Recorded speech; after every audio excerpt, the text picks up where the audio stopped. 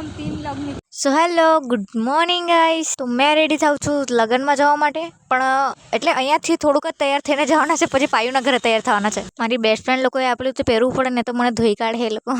આ મોસમમાં તો આ જ પગમાં કમ્ફર્ટેબલ લાગે. ફોન બી સેટ નહીં થતો.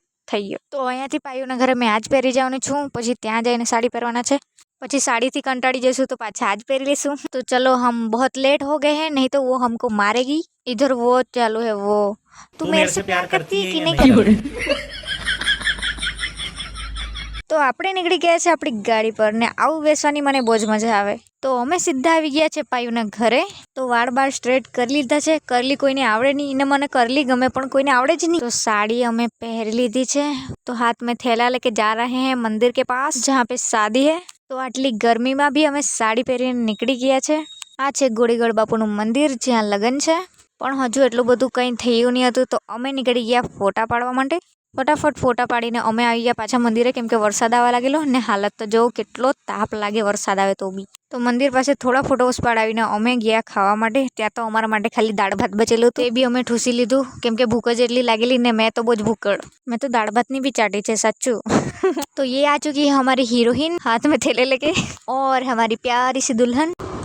ગાડી પર એવું ફીલ થાય છે જાણે એસીમાં બેહેલા હોય. એમને કેટલી ગરમી લાગે યાર. કપડાં ચેન્જ કરીને રસ્તામાં આવ્યા ને આને પાણીપુરી દેખાઈ ગઈ, એટલે અમે હમણાં પાણીપુરી ખાતા ખાઈને અમે નીકળી ગયા મંદિર જવા માટે, જ્યાં મેરેજ છે ત્યાં. તો અમે પહોંચી ગયા છે ને બધા ખબર નહીં કેમ અમારા સાઈડ જોતા હતા. કેમ રે અમે બુહારા દેખાતા હતા કે રે. ચાલુ હો ગઈ હે શાદી. તો મારી બેસ્ટ ફ્રેન્ડને ભૂખ લાગી હતી, તેના માટે પડીકા લાવ્યા છે અમે અહીંયા. પછી થોડી વાર મંડપમાં બેઠા અમે. આમને જોઈને આને બી લગ્ન કરવાનું મૂડ થઈ ગયું છે એવું લાગતું છે.